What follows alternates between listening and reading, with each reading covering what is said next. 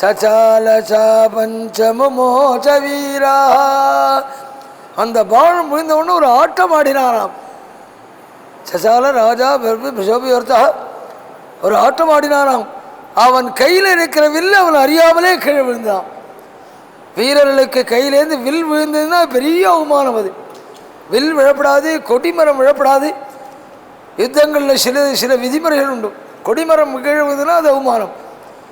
அதே மாதிரி கையில் இருக்கிற வில்லு எதிராளியுடைய பானத்தால் அறுபடலாம், ஆனால் வில்லு கையிலேருந்து கீழே விழப்படாது. ஆனால் அது சால சாபஞ்ச மோச்ச வீரா, அந்த ஆட்டத்தில் கையில் இருக்கிற வில்லு தன்னை அறியாமலே கீழே விழுந்தான்.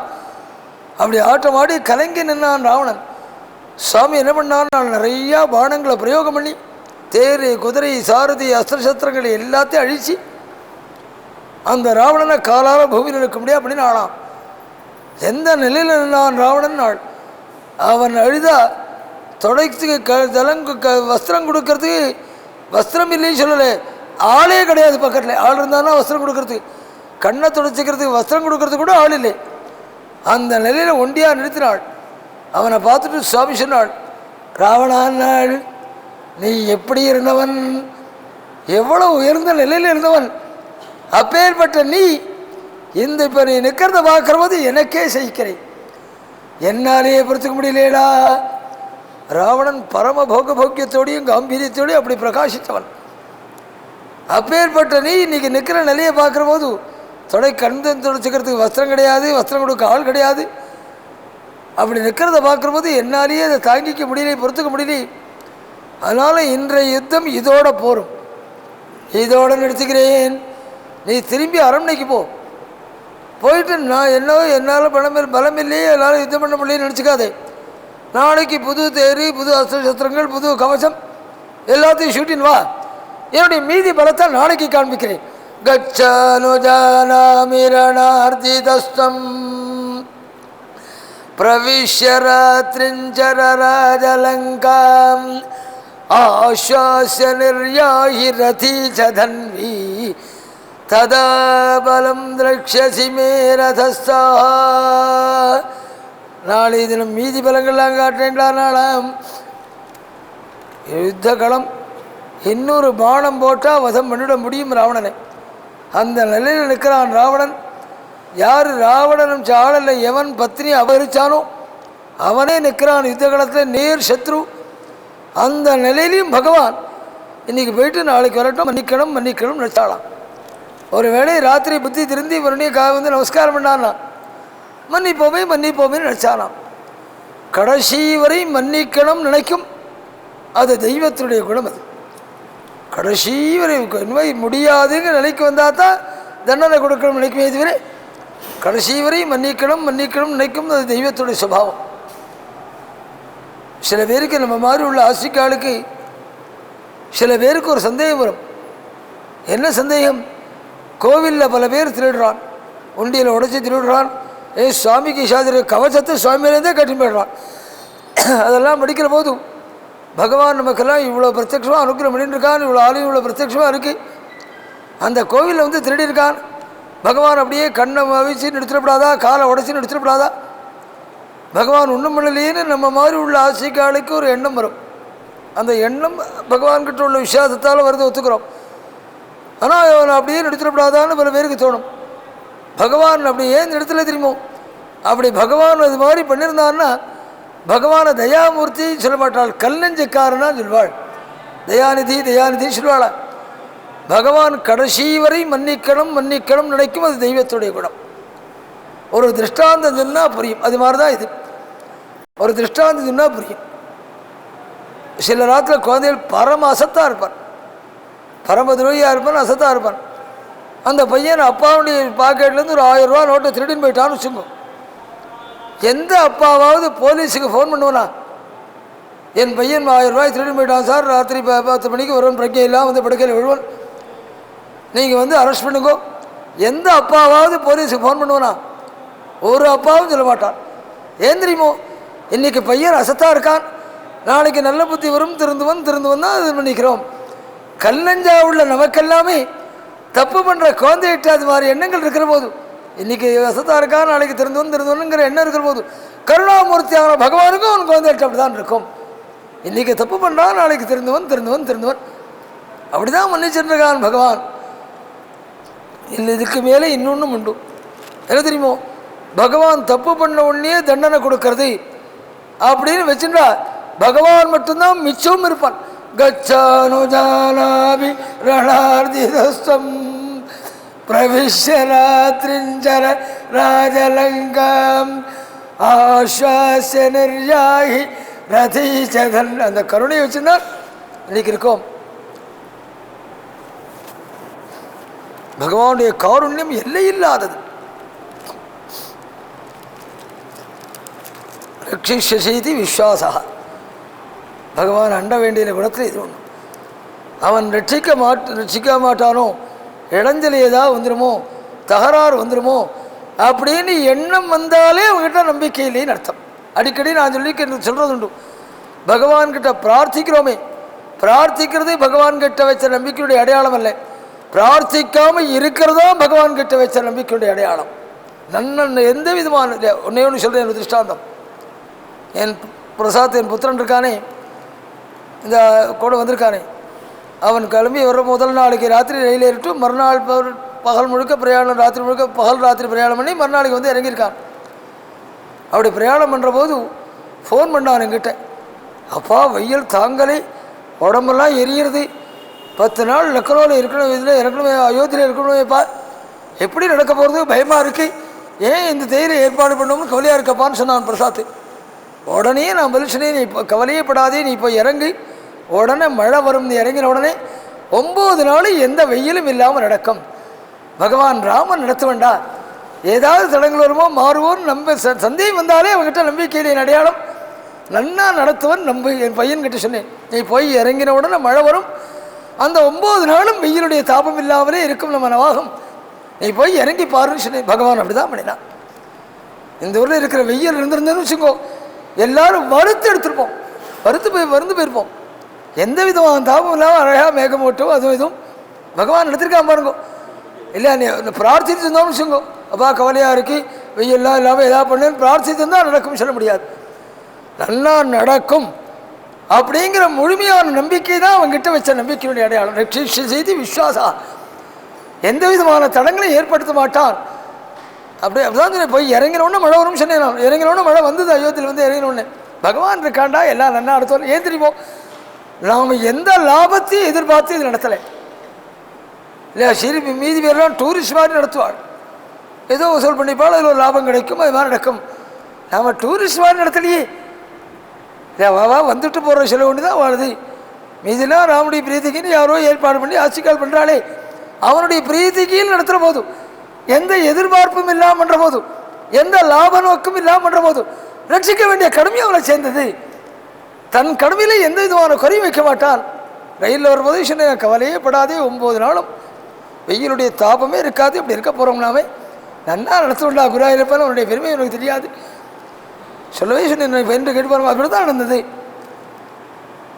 அதான் பகவத் பிரசாதத்துடைய அடையாளம். இடைஞ்சல் வந்துடுமோ, தகராறு வந்துடுமோ அப்படின்னு எண்ணம் வந்தாலே நம்பிக்கையிலேன்னு அர்த்தம். நிறையா அதுக்கு திருஷ்டாந்தங்கள் சொல்லணும், பிரவச்சனம் பண்ணுறதுக்கே நேரம் இல்லை, ஓரளவு அதை நினைவுபடுத்துகிறோம். அதுதான் சரியான ஆசிரியத்துடைய அடையாளம். பகவான் கருணையோடு மன்னிச்சொல்லி நமக்கு சகாயம் பண்ணிட்டுருக்கிறனால தான் நாம் நடமாடின்னு இருக்கோம், சந்தாரம் பண்ணிட்டுருக்கோம், காரியம் நடந்துட்டுருக்கு. தப்பு பண்ணோன்னு தண்டிக்கிறதுன்னு வச்சா பகவான் மட்டும்தான் மிச்சம் இருப்பேன். தப்பு பண்ணாதவா யார் சொல்லுவாங்க, பர்சன்டேஜில் வேணால் அதிகமாக இருக்கலாம். சில பேர்கிட்ட 5%, 10% இருக்கும், சில பேர்கிட்ட 80%, 90% இருக்கு. அவ்வளோதானே தவிர தப்பு பண்ணாதவன் ஜீவன் எடுத்துட முடியுமா தேசத்தில்? கச்சானுஜானாமிரணார்திதஸ்தம். பிரார்த்தனா லட்சணங்கிறதே முதல்ல தெரிஞ்சுக்கணும். பகவான்கிட்ட எப்படி பிரார்த்திக்கணும், எப்படி அண்டனம், பிரார்த்தனைக்கும் அனுமதி கொடுத்துருக்காள். அந்த பிரார்த்தனை எப்படி இருக்கணும் தெரியுமோ, ரொம்ப பேர் சுவாமிகிட்ட பிரார்த்திக்கிற போது பிச்சை எடுக்கிற மாதிரி கஞ்சரா மாதிரி பிரார்த்திப்பார். அதெல்லாம் பிரார்த்தனை இல்லை, நினைவுபடுத்துகிற மாதிரி பிரார்த்திக்கலாம். அப்பா வேலை நடந்துட்டு இருக்குது, இந்த காரியம் இருக்குது, நல்லபடியாக நடத்தலாம். உங்களுக்கு புரிய முடியாது சொல்கிறா இருந்தால், ஒரு பையன் அப்பாகிட்ட, அப்பா காலேஜுக்கு ஃபீஸ் கட்டணும், நாளையோட பூர்த்தி ஆகுது, நான் ஒரு வாரம் முன்னாடியே உங்களுக்கு சொல்லியிருக்கேன் அப்படின்னு நினைவுபடுத்துறதோடு நிறுத்தலாம் பாருங்க. அது மாதிரி பகவான்கிட்ட பிரார்த்திக்கணும். காரியம் வச்சுருக்கேன், எத்தனையோ தடங்கள் வரும் போல் கவலையாக இருக்குது, எல்லாம் உன் அனுகிரக திரும்பி ஆரம்பிக்கிறேன். அதை நினைவுபடுத்துகிற மாதிரி பிரார்த்திக்கிறதுக்கும் கெஞ்சுற மாதிரி பிரார்த்திக்கிறதுக்கும் வித்தியாசம் உண்டு. அந்த மாதிரி பகவான்கிட்ட பிரார்த்திக்கிறான். பிச்சை எடுக்கிற மாதிரியும் கெஞ்சுற மாதிரியும் பல பேர் பிரார்த்திக்கிறான் தான் நடக்க மாட்டேங்கிறது. கச்சானுஜானாமிரணார்ஜிதஸ்வம் பிரவிஷ்ய. நாம் பிரார்த்திக்க வேண்டிய அவசியமே இல்லை, எடுத்து வச்சிருப்பான் குருவாயிருப்பான். அவளுக்கு இஷ்ட தெய்வம் குருவாயிருப்பான்னா குருவாயிருப்பான் அர்த்தம் இல்லை. அவளுக்கு எந்த தெய்வம் இஷ்ட தெய்வமோ தெய்வம் எடுத்து வச்சுட்டு இருக்கே, சந்தேகமே இல்லை. கச்சானுஜானாமிரணார்ஜிதஸ்வம் பிரவிஷ்ய ராத்ரிஞ்சரராஜலங்காம் ஆஸ்வாஸ்ய நிர்யாஹி ரதீசதன்வி ததா பலம் திரக்ஷசி மே ரதஸ்தா. இன்று போய் நாளை வாவென்று இயம்பிய இறைவன் வந்தான். கம்பர் சொல்கிற போது சத்ரு மோக்குண்டு அப்படி சொன்ன பிரபுவன். இந்த ராவணன் யுத்த காலத்திலேருந்து காலால் நடந்து போன நாள் அன்றைக்கி தான் சொன்னார் வால்மீகி இல்லையா. அவன் சரீரம் பூமியில் விடாது. யுத்த காலத்தில் தேர் கிடையாது, தேரோட்ட சாரதி கிடையாது, காலால் அது நடந்து திரும்பி போனானாம். உள்ளே போனவன் என்ன பண்ணான் நாள், தலைக்கு மேலே துக்கம் போனவன் என்ன பண்ணுவனோ அதை பண்ணாலாம். என்ன பண்ணால் நாள் உள்ளே போய் 2 கதவி இறுக்கி சாத்தி தாப்பா போட்டு குலுங்கி குலுங்கி அழுதானாம்.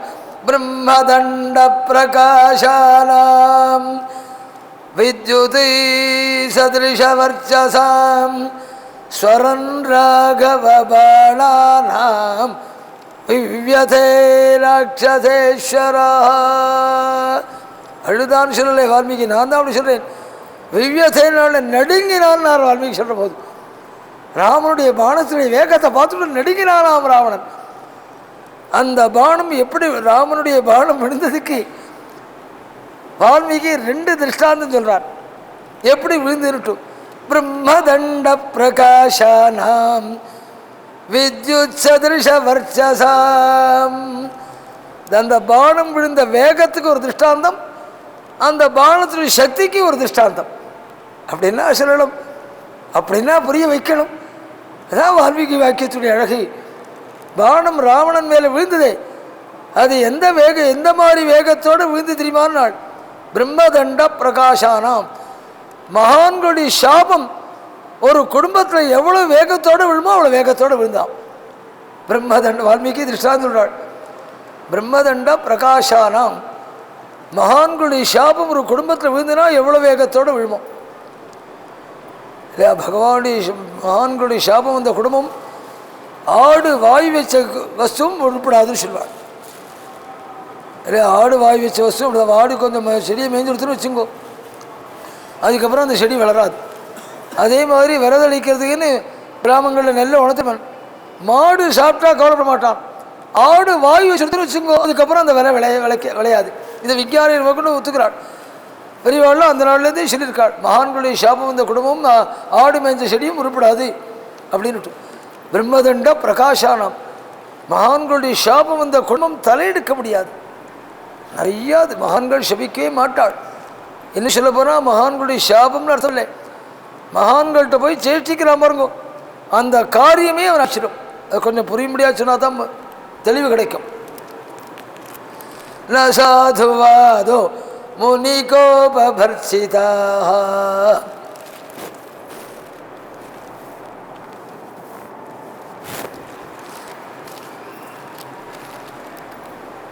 திரிபேந்திரபுத்திர ந சாதுவாதா முனிகோபர்ஷிதா நரேந்திரபுத்ரா இதி சத்வதாமனி கதம் தமோ ரோஷவசம் பிரயுங்க்தே ஜகத் பவித்ராத்வனி கேரஜோ புவஹ.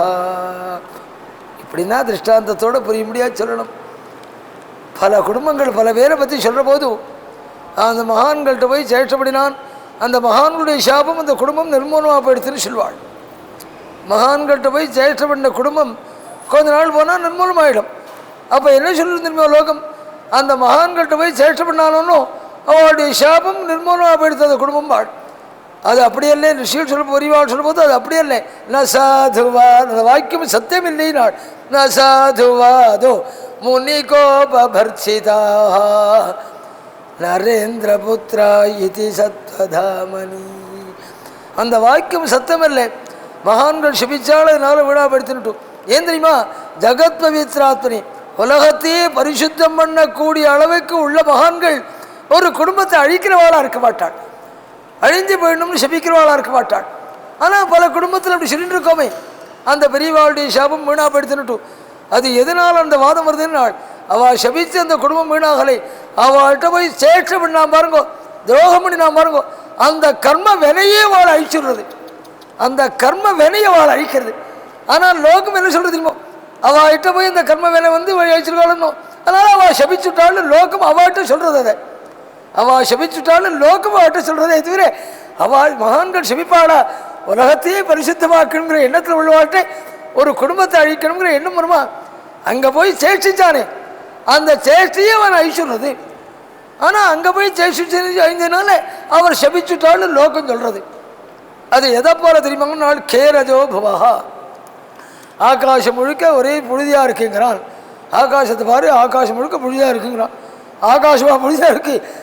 ஆகாசத்துக்கும் புழுதிக்கும் ஒரு சம்பந்தம் இல்லை. பூமியிலேருந்து கிளம்பின பொழுது இப்படி சொர்க்க பசங்க பறக்கிற போதும் ஜலங்களாக அந்த பொழுதியை ஆகாசத்தை சம்மந்தப்படுத்தலாம் பாருங்க. அது மாதிரி உலகத்தில் இப்படி நடக்கிற காரியத்தை மகான்கிட்ட சம்மந்தப்படுத்தி பேசுறது லோகம். அவ்வளோதானே தவிர மகான்களாவது சிபிக்காவது அவள் வாக்குலேருந்து பொறுத்தையார் குடும்பம் வீணாகணும்னே வராதே அப்படின்னு. பிரம்மதண்ட பிரகாஷானாம், மகான்களுடைய தாபம் ஒரு குடும்பத்தை எப்படி வேகமாக விழுமோ. பிரம்மதண்ட பிரகாஷானாம் வித்யுத் அவ்வளோ வேகத்தோடு ராமபானம் விழுந்துதாம். விழுந்தது வேகத்துக்கு அடையாளம் இது. அந்த பானத்துடைய சக்தி எதை போல தெரியுமா? வித்யுத் சதிருஷ வர்ச்சசாம், மின்னலுக்குள்ள சக்தி சொன்னாள். மின்னல்னா என்ன அர்த்தம்? மின்னல் தான் இடியாக விழுறது. இடி அப்படியே ஆளை ஒரு செகண்டுக்குள்ளே சாப்பிட்டு போய்டுறது பாருங்க. மின்னல் தான் தெருவில் போகிறவனுடைய கண்ணை அப்படியே எடுத்து பறிச்சுன்னு போய்டுறது பாருங்க. மின்னலுக்கு எவ்வளோ சக்தியோ அவ்வளோ சக்தியாகவும் ராமபானத்துக்கு. மகான்களுடைய கோபம் எவ்வளோ வேகத்தோடு ஒரு குடும்பத்தில் விழுமோ அவ்வளோ வேகத்தோடு விழுந்தான் அந்த பானம்.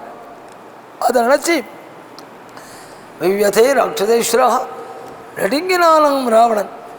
அப்போ தான் சொன்னான், எஸ்ய விக்ரமமாசாத்யே ராட்சசா நிதனங்கதா தம்மன்யே ராகவம் வீரம் நாராயணமனாமயம். நான் யாரோ தசரத புத்திராள் ராமலட்சுமணாள் அப்படிதானே நினச்சிருந்தேன். ஜனம் சாதாரண மனுஷியாள் ஜெயித்திர முடியும் நினச்சிருந்தேனே. நாராயண மனாமயம், யாரோ தசரத புத்திராளோ மனுஷியாளோ இல்லை. வந்திருக்கிறது யார் தெரியுமா? எப்பேற்பட்டு வந்து தெரியுமா? பகவான் ஸ்ரீனிவாசன் புருஷோத்தமன் லக்ஷ்மி ரமணன். அவன் எனக்கா ஸ்பெஷலாக டியூட்டி போட்டுன்னு இறங்கி வந்திருக்கான். எஸ்ய விக்ரமமாசாத்யே ராட்சசா நிதனங்கதா தம்மன்யே ராகவம் வீரம் நாராயணமனாமயம். பகவானே வந்திருக்கான்னு ஆளாம். என்ன அவளுக்கெல்லாம் அப்படி வரான். கடைசியில் பகவான்னு தெரியட்டும், ஜெய விஜயால் தானே வந்திருக்காள் ராவணாதிகளா. கடைசியில் பகவான்னு தெரியட்டும்னு அவளுக்கு வரான். அந்த பகவானே வந்திருக்கான், எனக்காக தனியாக டியூட்டி போட்டுன்னு ஆள். அங்கே இருக்கிற வயசான மந்திரிகள்லாம் சொன்னாள், பகவான்னு தெரிஞ்சு போயிடுத்தோன்னோ இனிமையாவது போய் காலை பிடிச்சிக்கோயே, மீதி இருக்கிற தினங்களாவது தேசத்தில் நல்லா இருக்கட்டுமே, காலை பிடிச்சிக்கோயேன்னாள். ஏஷமே சகஜோ தோஷா நனமே எங்கதஞ்சனா, இது என்னுடைய குணம், யார்கிட்டையும் தலை குறிஞ்சு நிற்க மாட்டேன். அது எப்படி போகிறதோ அப்படி போகட்டும், இந்த காரியம் எப்படி முடிகிறதோ அப்படி முடியட்டும்னுட்டான். அசத்தனமான காரியங்கள் இருக்கு பாருங்க.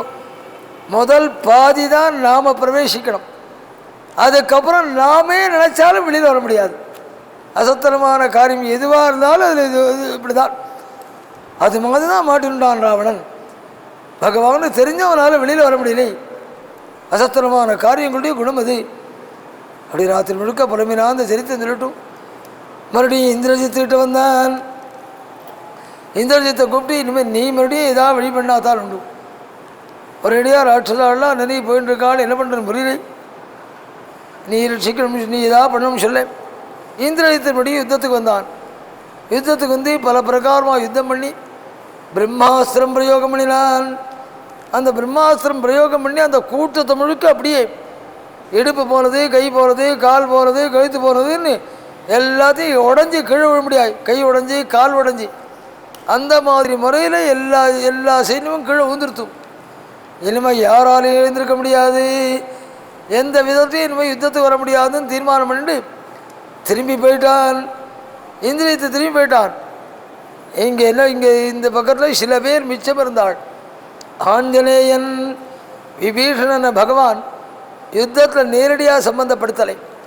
என்ன சம்மந்தப்படுத்தினா, ஒருத்தருக்கு நாட்களால் பார்த்துக்கும் போது வாத பிரதிவாதங்கள் வருங்கிறதுனால அவனுக்கு வேற ஒரு டியூட்டி அலாட் பண்ணினான். யார்கிட்ட எந்த வேலையை ஒப்படைக்கணும் அப்படிங்கிறது நன்னா தெரியும். நிர்வாகம் பண்ணுறவாளுடைய குணத்தில் அது ஒன்றும். விபீஷன்கிட்ட எந்த வேலையை ஒப்படைச்சிருந்தால், ஒரு தரப்பு சைன்யம் யுத்தம் பண்ணுற போது அது கொஞ்சம் சளைச்சி போயிடும் போல இருந்தால் வேற ஒரு தரப்பை அடுத்து அனுப்பணும். அந்த அடுத்து அனுப்ப வேண்டிய தயார் பண்ணி வைக்கணுமே, அந்த பொறுப்பை விபீஷன்கிட்ட கொடுத்துருந்தாள். ஒரு யுத்தம் பண்ணிட்டு இருக்கிற போதே அடுத்த தரப்பு யுத்தம் தேவைப்பட்டு அனுப்புறதுக்கு அது விபீஷனை சேர்ந்தா கொடுத்தா கடலில் படாமல் அந்த காரியம் பண்ணுறதுக்கு சௌகரியம் விட்டும். அவன் என்ன பண்ணான், எல்லாரும் இடுப்பு முடிஞ்சு இப்போ இந்திரியங்கள்லாம் முடிஞ்சு கீழே வந்த உடனே ஆஞ்சநேயன் விபீஷன் இவாள் தான் மிச்சம் இருந்தாள். ராத்திரி அதுக்குள்ளே அஸ்தமிச்சுடுத்து. ஒரு தீவட்டியை ஏற்றிட்டு ஒவ்வொருத்தரையும் அப்படி பார்த்துட்டு வந்தான் விபீஷன். யுத்த காலத்தில் முக்கியமான விஷயத்தில் இது ஒன்றும், யார் யாருக்கு உடனே வைத்தியம் பண்ணணும் அப்படின்னு கவனித்து அவளுக்கு அது மாதிரி உள்ளவாளுக்கு உடனே வைத்தியம் பண்ணணும். அதனால் அதை கவனிச்சுன்னு இப்படி தீவட்டி வச்சுன்னு ஒவ்வொருத்தரையாக பார்த்துட்டு வந்தான். பார்த்துட்டு வர்ற போது ஜாம்பவான் இடுப்பு ஒடிஞ்சு படுத்துட்டு இருந்தார். அவர்கிட்ட போய் ஆஞ்சநேயனுக்கு அந்த அவங்ககிட்ட போய் விபீஷன், ஜாம்பவன் உங்களுக்கு எப்படி இருக்கு, எந்த இடத்துல அடிபட்டுருக்கு, ஏதாவது உதவி வேணுமா என்னன்னு கேட்டாள். ஜாம்பவான் அதுக்கு என்ன பதில் சொல்லணும், எனக்கு இடுப்பில் அடிபட்டிருக்கு, தீர்த்தம் வேணும், தாகமாக இருக்குது, ஏதாவதுனா சொல்லணும். இது எதுவுமே சொல்லலை. உடனே உன்னுடைய குரல்லேருந்து நீ விபீஷணன், அவரால் கண்ணை திறந்து பார்க்க முடியல, உன்னுடைய குரல்லேருந்து நீ விபீஷணன் தெரிஞ்சுக்கிறேன். அஞ்சனா சுப்ரஜாயேனே மாதர்ஷாச்ச சூரதா. விபீஷணர்கள் என் பிரபு ஆஞ்சநேயன் சேமா இருக்கானாடா, ஆஞ்சநேயன் சைக்கியமாக இருக்கானான்னு எதுக்குமே பதில் சொல்லலை. ஹனுமான் சைக்கியமாக இருக்கானான்னு கேட்டாள் ஜாம்பவான் விபீஷணனை. விபீஷனுக்கு ஆச்சரியமாக இருந்தது. ஜாம்பவன் நின்னாள், உங்கள் கேள்வி ஆச்சரியமாக இருக்கு. ஆரியபுத்திராவதி கிரம்யே கஸ்மாத் பிருச்சசி மாருதிம். கேள்வி யாரை கேட்கணும், யாரை தலைமையாக வச்சு யுத்தம் பண்ணி நடந்துட்டுருக்கோ அந்த தலைமையில் உள்ளவாள் சைக்குவான்னு கேட்கணும். இல்லையா, லீடராக உள்ளவாள், சேனாபதியாக உள்ளவாள், தலைமையில் உள்ளவாள் சேமா இருக்காளா, அதானையா கேட்கணும் யுத்தத்தில். இங்கே ராமலட்சுமண பிரதானமாக வச்சுன்னு யுத்தம் நடக்கிறது. நீங்கள் யாரை கேட்கணும், ராமலட்சுமண சேமா இருக்காளா, அவளுக்கு ஒன்றும் பாதிப்பு இல்லையா, தலைமை தானையா கேட்கணும். அதை விட்டுட்டு ஆஞ்சநேயனை கேட்கிறேளே, ஆச்சரியமானா இருக்குன்னு நான் விபீஷன். ஜாம்பவான், உனக்கு ஆஞ்சநேயனை பற்றி தெரியாது, அவன் எப்பேற்பட்ட பராக்கிரம் உள்ளவன் தெரியுமான்னாள். அவன் ஒத்தன் சேமத்தோடு இருந்து மீதி எல்லாரும் போயிருந்தாலும் ஹதமப்யஹதம் பலம், அவ்வளோ பேரும் ஜீவனோடு இருக்கா மாதிரி. அந்த ஒத்தனுக்கு ஏதாவது ஆபத்து வந்து மீதி பேரெல்லாம் இருந்தாலும் ஒரு பிரயோஜனம் இல்லை. ஆஞ்சநேயன் அப்பேற்பட்ட பராக்கிரம் உள்ளவன்டான்னு சொன்னாள். ஆஞ்சநேயன் பக்கத்தான் இருக்கான். உடனே நம்ம மாதிரி உள்ளவளாக தான் பற்றியா நமக்கு எத்தனை பெருமை, நாளைக்கு உடனே பேப்பருக்கு கொடு, ஃபோட்டோவோட இப்படின்னு ஆரம்பிப்போம். ஆஞ்சநேயன் அதை பெரிய உண்மையான அடக்கம் எப்போ வரணும் தெரியுமோ, எதிராளி பெருமையோடு பேசுகிற போது அடக்கமான வார்த்தை வரணும். எத்தனை பண்ணியிருக்காரு தெரியுமா, நீங்கள் எவ்வளோ செஞ்சிருக்காரு தெரியுமான்னு சொல்கிற போது நல்லா இருக்குன்னா இன்னும் எவ்வளோ சத்கைங்கிறீர்கள் பண்ணணும், ஏதோ இந்த அளவு என்னால் முடிந்தது, இந்த அளவு தான் பண்ண முடிந்தது அப்படின்னு சொன்னான்னா உண்மையான ஆசைக்கேன்னு அர்த்தம். வாஸ்தவம் தான். என் ஆத்துக்காரோடு இவ்வளோ வேண்டாமேன்னு சொன்னாள், நான் தான் பரவாயில்லன்னு அவ்வளோ மாற்றி எதிர்த்துன்னு கொடுத்தேனாக்கும் மூடம் தான் உடனே இப்படி தலைக்கு தானே ஆரம்பிச்சுடுவான். எதிராளி பெருமையோடு பேசுகிற போது அடக்கம் வரணும். ஆஞ்சநேயன் என்ன பண்ணான் தெரியுமோ, உடனே இப்படி தன்னை பெருமை சொன்ன உடனே ஜாம்பவான்கிட்ட வந்து அவனுடைய காலை தொட்டு கண்ணில் ஒத்துக்கிட்டாலாம்.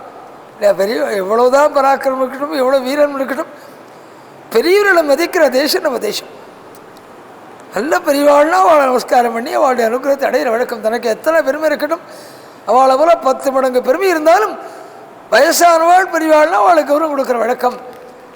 ஜாம்பவானுடைய காலை தொட்டு கல்லை ஊத்திண்டு என்னை இவ்வளோ பெருமையாக சொல்லலே என்ன விஷயம் நாள் ஹனுமன் நாள் உதயமானா எதிர்த்தரப்பு சிரிக்க ஆரம்பிச்சிடும். எவ்வளோ பேரும் கீழே வந்திருக்கிறத பார்த்துட்டோம்.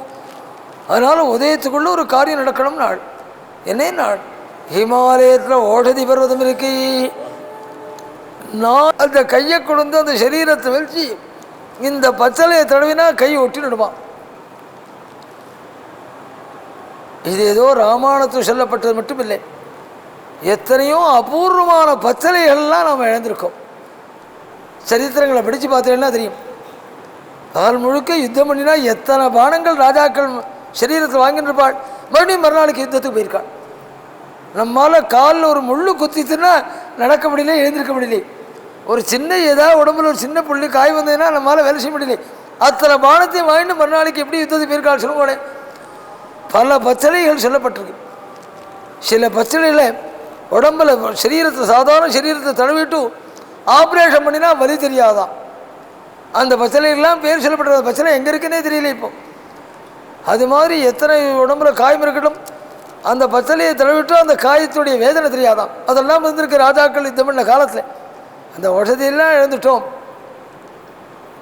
எங்கள் ஸ்ரீவித்யா குரு விஸ்வநாத சர்மான்னு பேர். அவர் குருவோடு இருக்கிற போது அவருடைய குருவை பற்றி பேசினது எழுதி வச்சிருக்கார். விஸ்வநாத சர்மா அவள் குருவோடு இருக்கிற போது அவர் தன் குருவை பற்றி சொல்லியிருப்பாரு. அந்த குருவை பற்றி எதிர்கால இந்த நோட் புக்கு இன்றைக்கி என்கிட்ட இருக்குது. அதில் ஒரு அழகாக அற்புதமாக ஒரு சேர்த்து போயிருக்கார் அவர்.